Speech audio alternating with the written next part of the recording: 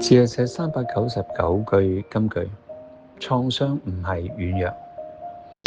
我哋每個人呢一生咧，總會面對過一啲衝擊啦、傷痛啦、失去啦，尤其是一啲突如其來、毫無心理準備嘅痛咧，往往咧都會比較深刻留喺心裏邊嘅，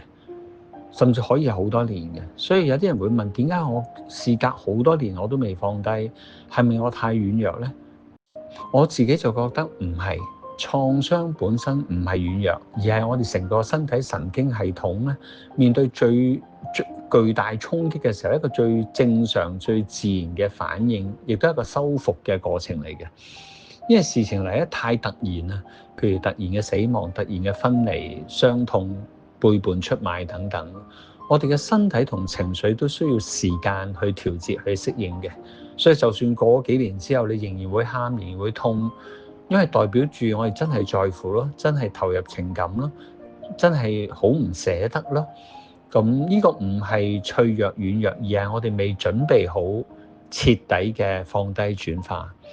如果同時你真係想徹底放低轉化咧，星期六有一個機會你值得去嘗試，係一個免費嘅心靈斷捨離嘅工作坊。咁我帶嘅喺灣仔聖雅各福群會，咁係一個好安全啦、好專業啦、好溫暖嘅環境，整整2小時嘅一個療愈嘅旅程。我就會一步一步循步漸進咁樣讓大家首先理解創傷，可以被接納啦、被擁抱啦，而唔係去逃避、去壓抑啦。然後我會帶幾個比較深層而安全嘅心靈轉化嘅練習，讓我哋一步一步放低晒所有應該點唔應該點，而係真係去肯定翻自己啦、祝福翻自己啦、肯定翻自己嘅努力啦，亦都唔需要同人比較邊個慘啲、邊個唔慘啲，點解我仲係咁嚇？尊重每個生命都係獨一無二。尊重我自己有我獨特嘅需要、獨特嘅感受，其他人未必明到我感受，而同時咧係允許釋放，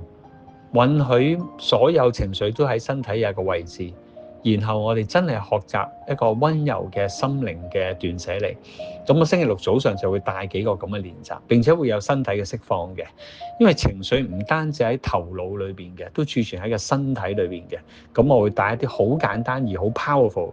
嘅身體練習，讓你幾分鐘就咧成個人鬆晒喎，係你一生都受惠，以後都可以用嘅。咁然後我會有一個好長嘅 meditation， 一個幾個層次嘅 meditation， 幾個層次嘅靜心練習，讓我哋選擇放低我哋嘅執念啦，對我哋一啲離世嘅親人送上最真摯嘅祝福啦，亦都容許自己俾好溫暖嘅光同埋愛包圍住啦，同翻我哋所有嘅祖先係連結啦，感受嗰份嘅力量、嗰份嘅愛啦，將過去嗰份嘅痛轉化為提醒同埋力量嘅。咁所以如果你都想放低過去嘅執念，放低過去嘅痛，化痛為愛，化痛為光咧，咁今個星期六早上10點到12點咧，係好適合你啦。灣仔聖雅各福群會，咁就琴日我喺 WhatsApp 群組已經 send 張 poster 出嚟㗎啦，咁你就可以報名，先報先得。咁係一個好溫暖、好舒服嘅環境，讓我哋真係好好去消化、去沉澱，真係放低，唔係放低個人喎，而係放低對個痛嘅執念，放低嗰個 attachment。我哋仍然會好掛住個人，好愛個人，同時我哋能夠重新出發嘅。咁渴望4月11星期六早上見到你。Thank you。